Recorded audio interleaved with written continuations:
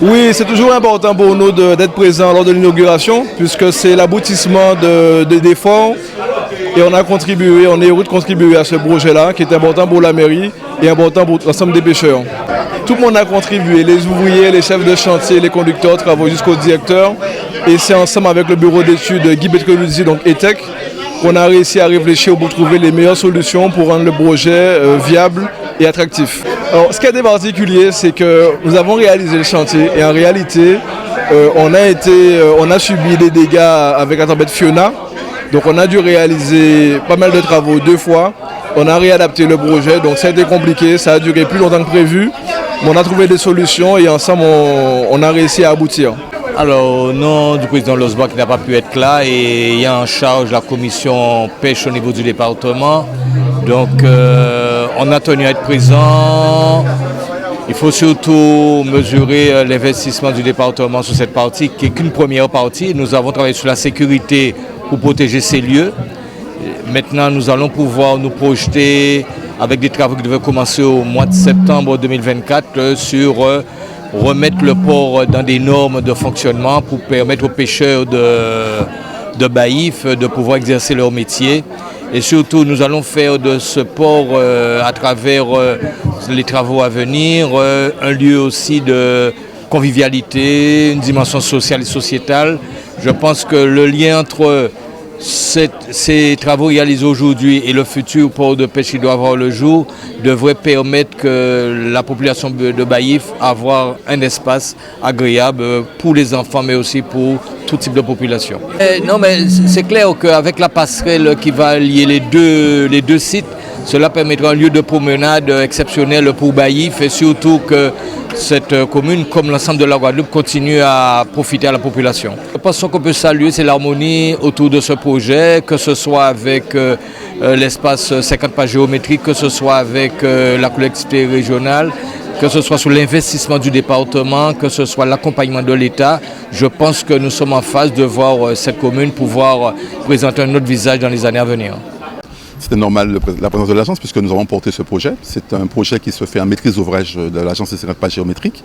C'est une volonté que le conseil d'administration de l'agence a de bien mettre en exergue les compétences d'aménageur de l'agence. Souvent on l'oublie, on ne fait pas que de la régularisation foncière, on ne fait pas que de la régularisation de bâtis, on fait de l'aménagement. Et cet aménagement, en tant que président du conseil d'administration, nous avons vraiment souhaité qu'il soit efficace et qu'il soit en co-construction, bien sûr avec les maires, mais aussi avec le conseil départemental, avec le conseil régional, avec tous les partenaires qui ont affaire dans la volonté de servir la population. Ce regard-là, pour moi, il est important.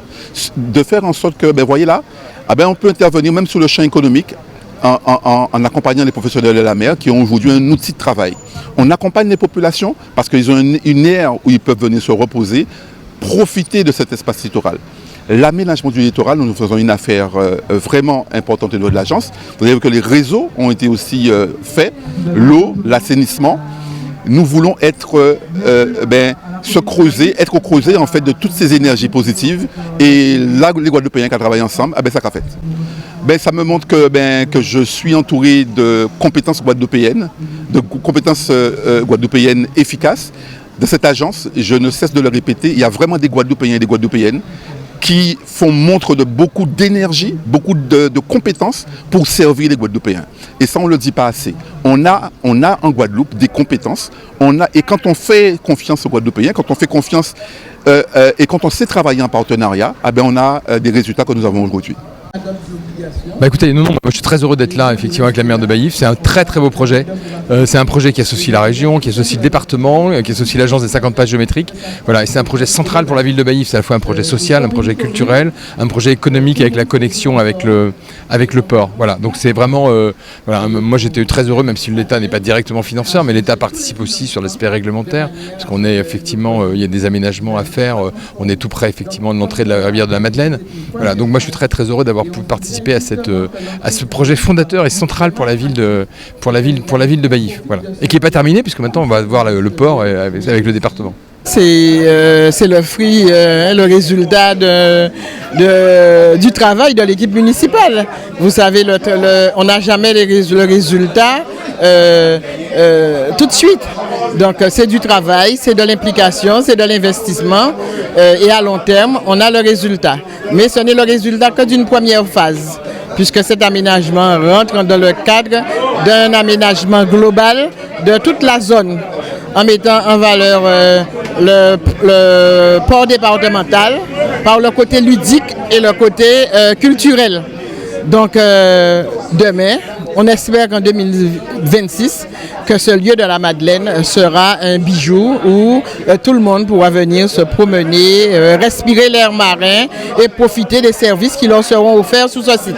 Alors, la population devra s'approprier de ce lieu, mais surtout en prendre soin.